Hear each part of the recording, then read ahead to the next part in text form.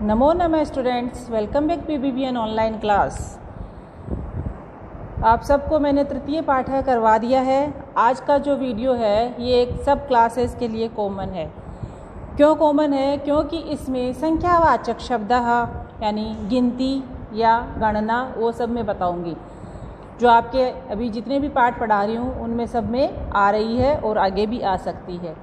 ठीक है, तो मैं थोड़ी आपको संस्कृत में जो गिनती है, मैंने पहले वीडियो बनाया हुआ है 1 से 4 तक का, वो मैंने समझाया था।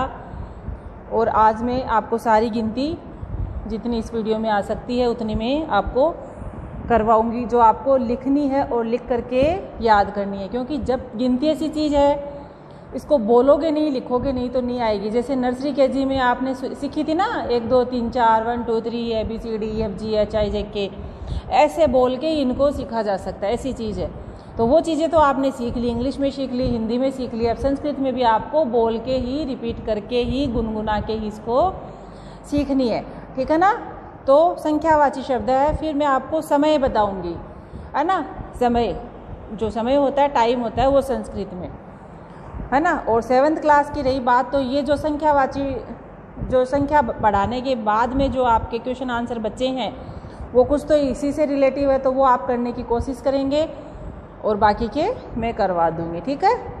तो एकः द्वौ त्रयः चत्वारः है। यहाँ तक तो बच्चों क्या होता है, मतलब पुल्लिंग, स्त्रीलिंग, नपुंसकलिंग के अनुसार आती है। 1 से 4 तक जो गिनती होती है वो पुल्लिंग, स्त्रीलिंग, नपुंसकलिंग को देख करके आती है। कि जैसे पुल्लिंग है तो पुल्लिंग में जैसे बालक है ना? तो एक लड़का है तो एकः बालकः, एकः गजः, इस प्रकार से आता है। ठीक है? और स्त्रीलिंग है, बालिका है तो एका बालिका, है ना? कोई भी एक के लिए एका धरा, यानी एक धरती है। ठीक है? तो 1 से 4 तक स्त्रीलिंग, पुल्लिंग, नपुंसकलिंग के अनुसार आएगी। और 5 से आगे जाए, जैसे चाहे पुल्लिंग के लगाओ और चाहे स्त्रीलिंग के लगाओ और चाहे नपुंसकलिंग के लगाओ, किसी के भी लगाओ, आगे एक जैसी आएगी। ठीक है ना? तो पुल्लिंग स्त्रीलिंग का मैं बोलूँगी, आप इसको सुन लेना, लिख लेना। ठीक है? एकः पुल्लिंग का है। फिर आप अगर पुल्लिंग का लिखोगे, सह यानी वह बालक है, तो एकः क्या करोगे, एकः बालक है। और बालिका के लिखोगे तो एका, एका बालिका। ठीक है? इस प्रकार से आप लिख दोगे। फिर है ऐसे ही 2 की संख्या देख लो, वही है द्वौ, यानी पुल्लिंग के लिए और स्त्रीलिंग के लिए, नपुंसकलिंग के लिए अलग अलग आएंगे। ठीक है? तो एक, एका, एके, द्वौ द्वे द्वे, त्रये तीसरे त्रीणि, चत्वारः चतस्रः चत्वारि, इस प्रकार तीनों रूप इनके चलेंगे। ठीक है? एकः एके, एकः एके, एकः, इस प्रकार भी आप कर सकते हैं। ठीक है? द्वौ द्वे द्वे, द्वौ समझ गए, एक वचन के लिए। किसके लिए? एक वचन के लिए।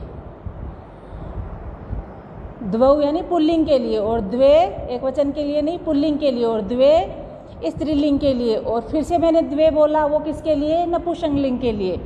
यानी पहले नंबर पे जो मैं बोल रही हूँ वो पुल्लिंग के लिए है, दूसरे नंबर पर जो बोल रही हूँ वो स्त्रीलिंग के लिए है, और तीसरे नंबर पे मैं जो बोल रही हूँ वो नपुंसकलिंग के लिए है। ठीक है? इस प्रकार आपको करना है। अगर ये आपको 1 से 4 तक समझ में नहीं आया तो मैं फ़ोटो डाल दूँगी चित्र सहित, तो वो आपको याद करनी है। ठीक है? यहाँ तक हुआ कंप्लीट, 4 तक। फिर 5 से आगे आपको लिखना करना ही है, तो सारी गिनती लिख करके आप बोल करके याद करोगे। फिर है पंचः, पंच, षट, सप्त, अष्ट, अष्टौ। 8 को अष्ट और अष्टौ भी लिख सकते हो। हाँ, एक और बात, इनके साथ में आपको ये जो हिंदी की जो है ये भी याद करनी है, ये भी आनी चाहिए, क्योंकि ऐसे भी संख्या दी जा सकती है और उनको आपको संस्कृत में लिखना पड़ सकता है। ठीक है? तो ये भी आपको आनी चाहिए। फिर है एकादश यानी 11, द्वादश 12, त्रयोदश 13 है। नहीं, 9 और 10 नहीं कराया ना? हाँ, ये देखते हैं पहले। एकः द्वौ त्रय चत्वारः पंच षट सप्त अष्ट या अष्टौ, फिर 9, फिर 10। इस दश में अंतर देखिए, ये स संकर वाला है और वो स्लेट वाला आता है दूसरा वाला, तो हिंदी में दूसरा सा आता है, इसमें दूसरा है। 10 तक हो गई। फिर एकादश से यानी 11 से करोगे तो वो ये 10-10 उसमें ऐड करते जाओगे। जैसे एकादश, 1 और 10 कितने हो गए? 11। तो एका प्लस 10 ऐसे जोड़ के लिख सकते हो, एकादश 11। फिर द्वा यानी 2, 10 यानी 10, 2 और 10 कितने होते हैं? 12। इस प्रकार से समझ के भी कर सकते हो। त्रयोदश, त्रयो यानी 3, त्रयोदश भी होता है लेकिन त्रयोदश 13 लिखने में त्रयोदश लिखा जाता है। त्रयो यानी 3, दश यानी 10, 3 और 10 कितने हो गए? 13। चतुर्दश, द के ऊपर र लगा हुआ है चतुर का, ठीक है। चतुर यानी 4, दश यानी 10, चतुर्दश यानी 14। पंचदश, पंच यानी 5 और 10 यानी 10, 5 और 10 15। षोडश है ना, तो 6 को तो षट लिखते हैं हमेशा, और किसी आगे बताएंगे षड भी लिखते हैं, ठीक है। तो इसीलिए इसका षड का ही षोडश, और जो 10 का है वो ए यहाँ से हट गया है, षोडश यानी 16 है। सप्तदश 17 है। अष्टादश 18, नवदश या एकोनविंशति या ऊनविंशति क्या होते हैं? 19। नव 10, 9 और 10 कितने हो गए? 19। एकोनविंशति, 1 प्लस ऊन प्लस विंशति, 1 का मतलब 1, ऊन का मतलब कम, क्या होता है? कम। विंशति 20 यानी 20, 1 कम 20, 1 कम 20 कितने होते हैं? 19। एकोनविंशति, 1 कम 20 कितने होते हैं? 19। ऊनविंशति, 20 कम 1 कम 20, उसका भी यही है, यानी 19। 19 के लिए, 29 के लिए, 39 के लिए, 49 के लिए, 59 के लिए, जितने आगे से बढ़ते जाएंगे ये एकोन एकोन ऊन ऊन ये तो सब में लगता जाएगा, जो आगे की संख्या होगी उसके साथ में, ठीक है। फिर विंशति ही 20 कितने हो गए? 20। फिर है एक विंशति, देखो विंशति याद कर लिया, विंशति 20 होता है, विसर्ग लगेगा। विंशति में पहले जोड़ोगे जो उसकी संख्या, ऐसे नहीं है विंशति 1 ऐसे नहीं जोड़ना है, विंशति 1 आप 21 कर दोगे ऐसे नहीं है। जो एक की संख्या है जो भी है 1 2 3 4 5 6 वो पहले आएगी, ठीक है। एक विंशति यानी 1 और 20 21, इस प्रकार से याद करोगे तो ही पॉसिबल है, नहीं इनको आप याद नहीं कर सकते हो। एक विंशति 21। द्वाविंशति वही देखो, 1 2 त्रयो चतुर 5 षड सप्त अष्टा 9, फिर आगे आ गया जैसे आप करते हो ना 11 12 13 14 15 16 17 18 19 20 कर लिए, फिर आगे 30 करोगे, उससे पहले तो वही 3 3 3 लगाते हो ना, आप लगाते हो ना, तो वही है वो नीचे वाला जो होता है अंत का, वो तो अलग से याद करना पड़ेगा और सब उसमें आप जोड़ते जाओ, ठीक है। इसी प्रकार है एक विंशति 21, द्वाविंशति 22, त्रयोविंशति 23, चतुर्विंशति 24, चतुर 4 विंशति 20, 4 और 20 24, पंचविंशति 25, षड्विंशति 26, सप्तविंशति 27, अष्टाविंशति 28,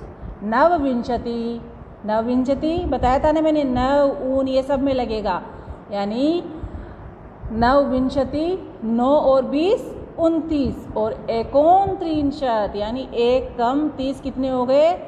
29। फिर 30 के लिए 63, अब 63 को आगे जोड़ के कर लो, 1 63, 2 63, 3 63, है ना। इनको लिखना जरूर सीखना। देखो 3 63 देखो कैसे लिखा हुआ है, यहाँ पे देखिए 3 63, है ना। इस प्रकार इनको लिख के करना है, क्योंकि ये जब हम लिखते हैं तो उनकी संधि बन के ये चीज़ें लिखी जाती है जोड़ के, इसलिए बीच में कोई से स का आगम हो जाता है, कोई सा स लुप्त हो जाता है ना, ऐसे चलता रहता है। फिर नेक्स्ट है चतुर्त्रिंशत यानी 34, चतुर यानी क्या होता है? 4 63 30 34, पंचत्रिंशत, षट्त्रिंशत, सप्तत्रिंशत, अष्टात्रिंशत, नवविंशत, एकोनचत्वारिंशत्, एकम 40, कितने हो गए 39, चत्वारिंशतः 40। ठीक है, आज 50 तक कर लेते हैं, फिर 50 के आगे बाद में करवाएंगे। फिर है एक चत्वारिंशत् यानी 41, एक चत्वारिंशतः चत्वारिंशत् 41, द्विचत्वारिंशत् 42, त्रये चत्वारिंशत् या त्रिश्चत्वारिंशत् 43, चतुश्चत्वारिंशत् 44, पंचचत्वारिंशत् 45, षट्चत्वारिंशत् 46, सप्तचत्वारिंशत् 47, अष्टचत्वारिंशत् या अष्टाचत्वारिंशत् 48, नवचत्वारिंशत् या एकोनपंचाशत् 49, 50, 50। तो 50 तक आप बोलोगे घर पे, जैसे बचपन में ABCDEFGHIJ बोलते थे ना, वैसे बोलना है। 1 2 3 4 1 2 3 जैसे याद करी थी, वैसे 1 से 50 तक आपको ये याद करना है, चाहे कैसे भी करना है। ठीक है, ओके, बाय, थैंक यू।